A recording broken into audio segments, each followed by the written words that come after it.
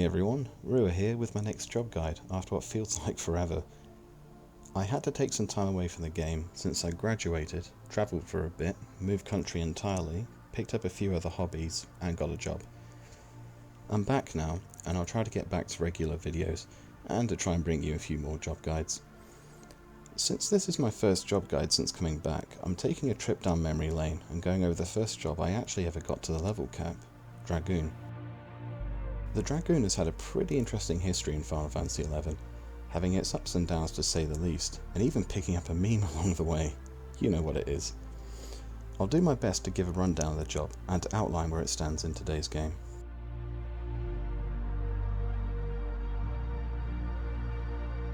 The Dragoon is another one of the series staples, as it's had a rich history, from Kain to Cid to Freya, and most recently to its iteration in Final Fantasy XIV.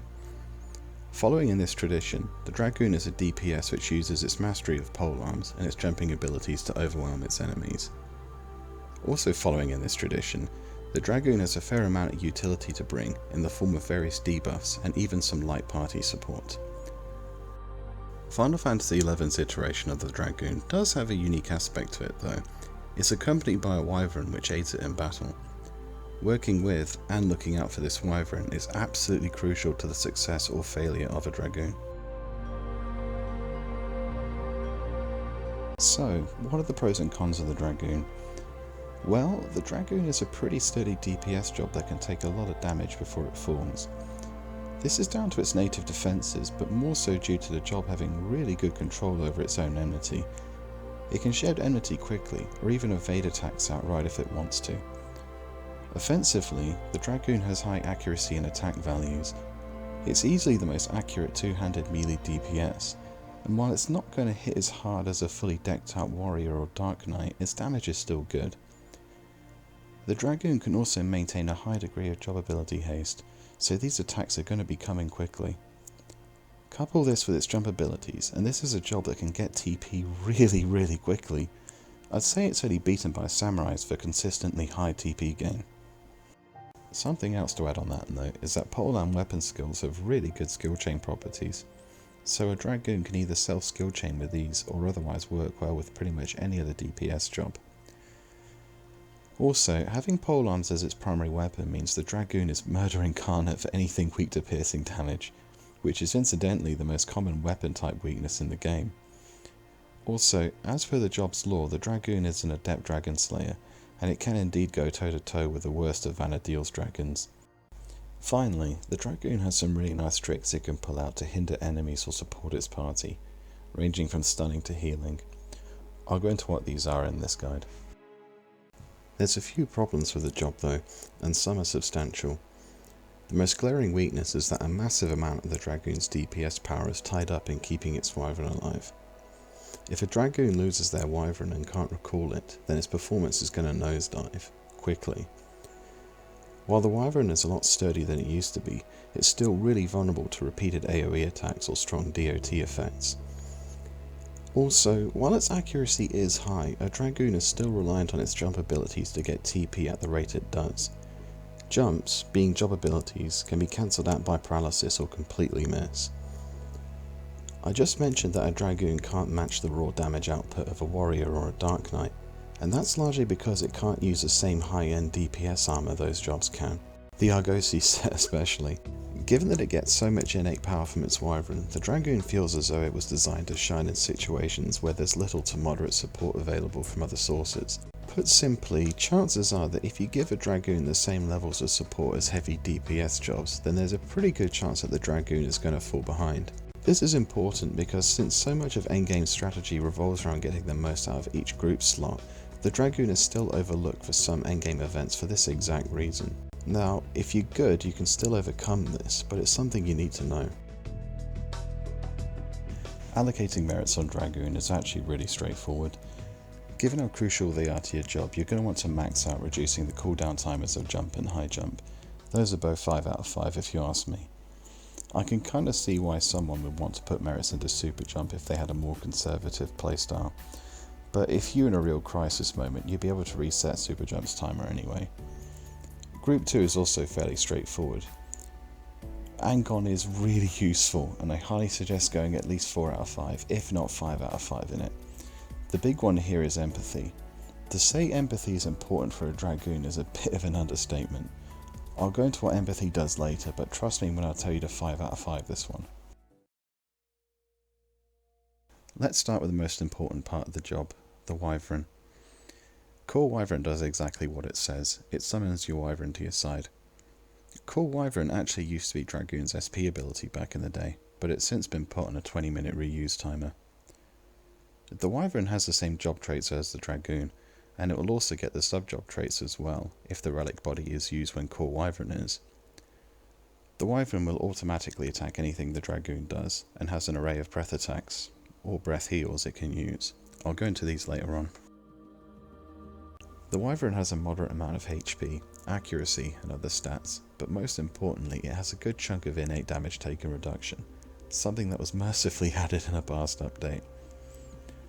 The thing to really note here is that the stats of the Wyvern increase as it fights with you and levels up, something that helps with its survivability but also increases the power of its breath attacks. More importantly though, and I've said this a lot already but it really does bear repeating, having the Wyvern alongside you will give the Dragoon several strong stat increases. Although the boost is low to begin with a freshly called Wyvern, when it levels up fully this is what you're looking at. With a fully level Wyvern around, the Dragoon gets 10% JA haste, 20% attack and defense bonus, and it also gets 15% double attack if you have enough job points invested. Couple this with Hasso from Samurai Sub, and you're looking at a good amount of JA haste you can practically full time. There's two ways to level up the Wyvern. The first and most obvious is to just kill stuff with it around. It takes 1000 experience or limit points to fully level it, 200 points per level, though really in most situations you'll cap it out in one fight. The second way is to use Spirit Link with Empathy fully merited. Empathy merits give the Wyvern 200 points per merit invested, so one use will fully level it up. You may be wondering why this is an option given how straightforward the first way is, but believe me there is a reason you'll want this. I'll go into it later in the tips section. Spirit Surge is a Dragoon's first SP ability, and unfortunately it's nothing special. When used, Spirit Surge dismisses your Wyvern, gives you various boosted stats for its duration. Now, while some of the effects look good, keep in mind you're still losing the attack bonus, the double attack bonus, and the enhanced effects of your better jump abilities while it's active. You do get some small bonuses to 3 of your lower level jumps, but they're nowhere near enough to justify this trade-off. Frankly, Spirit Surge isn't worth it, and will do more damage to your DPS than help it in the long run. The only real use for Spirit Surge I found is when you simply can't save your Wyvern from AoE attacks, and you might as well use it rather than lose it. Right, let's get into the jump abilities. Jumps are instant attacks in the form of job abilities.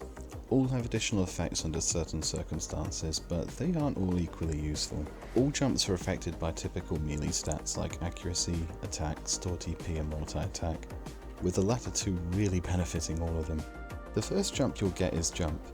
This is a bare bones basic ability which simply does damage, but does get a 20% defense down effect attached to it if it's used during Spirit Surge. The second jump you'll get is High Jump, and this one's useful even after getting other options at high levels. High Jump does damage like Jump does, but it also reduces your overall enmity when it's used. This can be a real lifesaver, and I'll go into why later. High Jump also attacks your target's TP if it's used during Spirit Surge.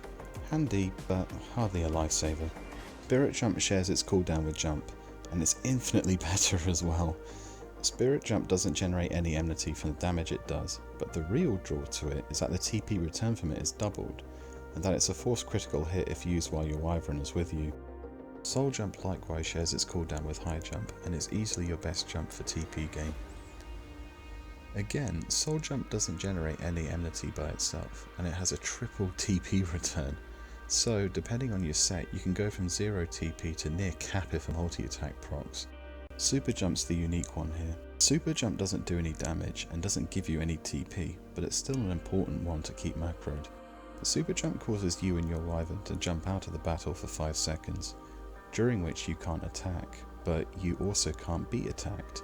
Your enmity will be completely flawed when it's used, and if it's used during Spirit Surge, it will shave half the total enmity off the player behind you.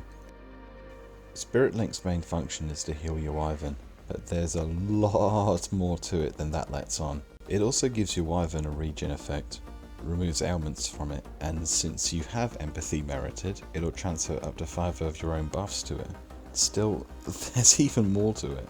I'll go into what this is more in the tips section. Ancient Circle extends your innate Dragon Killer trait to your party and also amps up your own.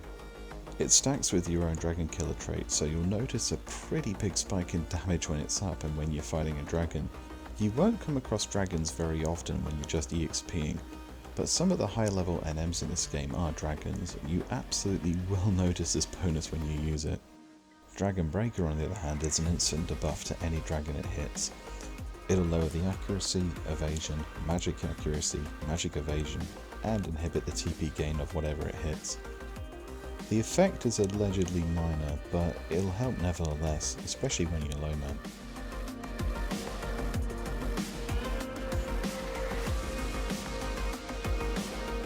Angon's an ability you can really have some fun with.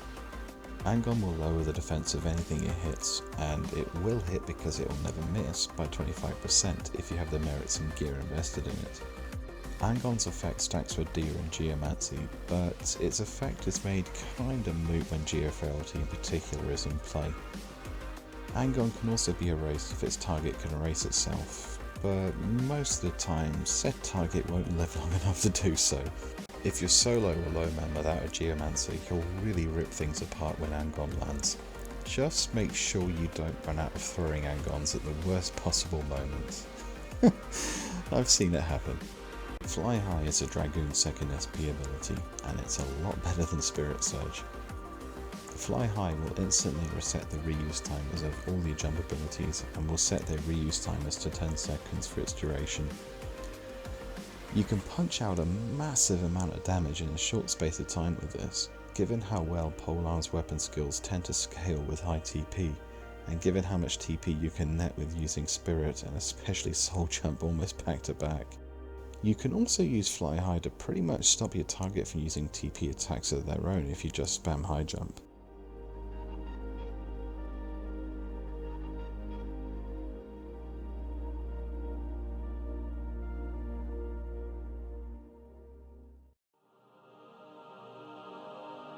We've now come to the tips, tricks and tactics section of the guide.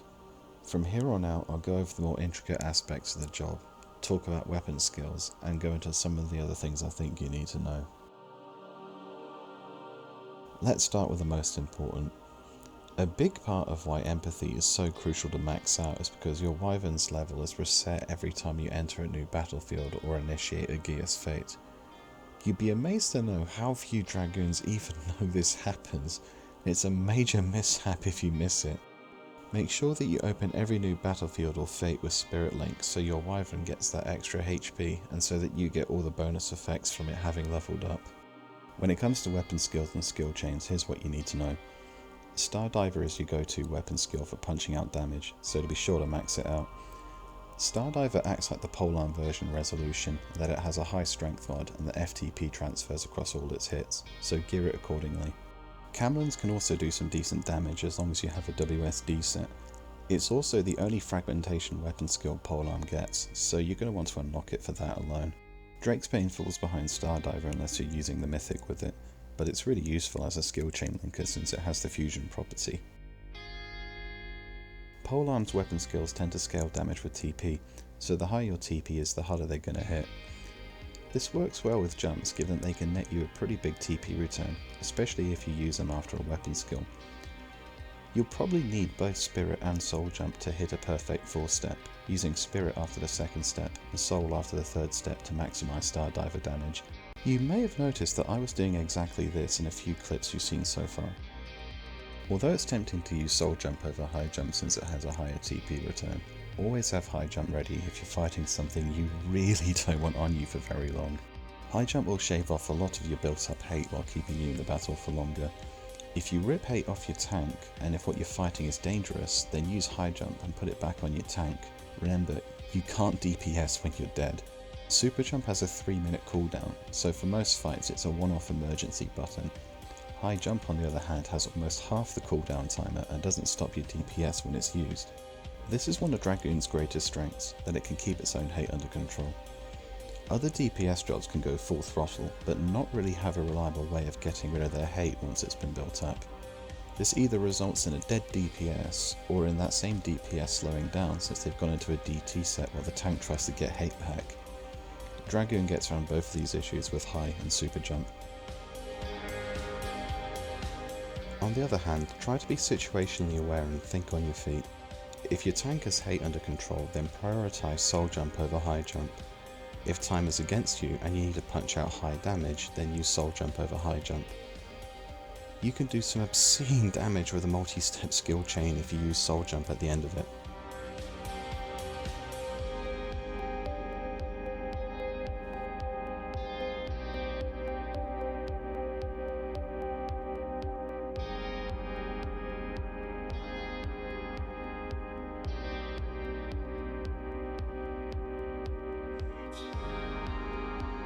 Although it usually uses breath abilities in response to the Dragoon using a weapon skill or casting a spell, you can actually make the Wyvern use his healing breath on yourself or a party member at will.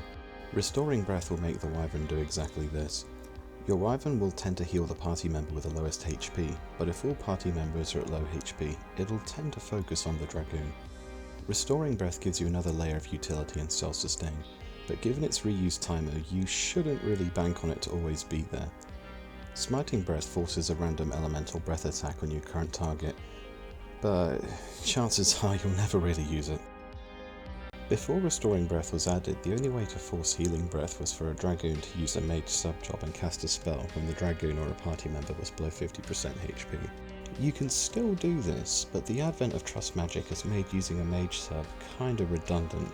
It's still there, and I thought it's something new players may have not even known was there, so I figured I'd bring it up.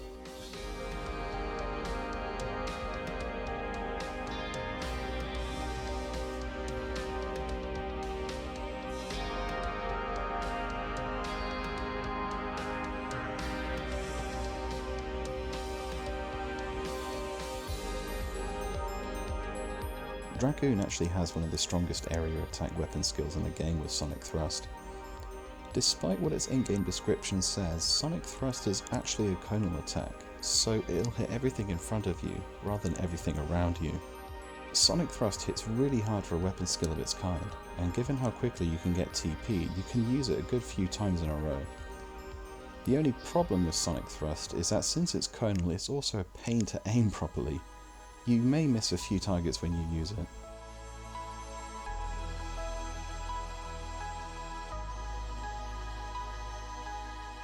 One of the really interesting weapon skills Dragoons have is Leg Sweep.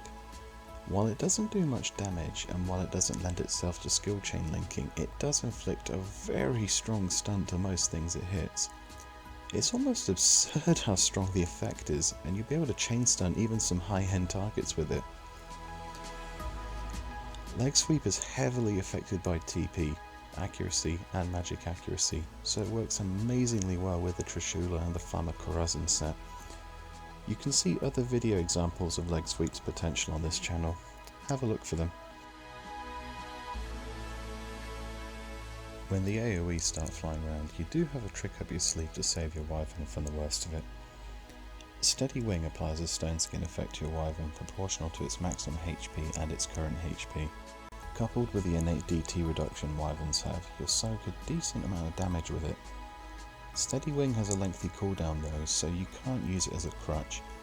Still, use it as a safety net when your Wyvern's in trouble. This brings me to the end of this guide. I hope I've given you a decent introduction to the basics of the Dragoon and demonstrated the merits of its use in current content. Feel free to chime in below in the comments section if you feel as though I've missed anything that players new to the job should know. We are a community after all, and pooled knowledge only benefits us all. Before I go though, I've had a few people ask me what server I'm on. I'm on the Azura server, and I'm free to talk most times I'm around. Right, I'll sign off here. I'll see you next time.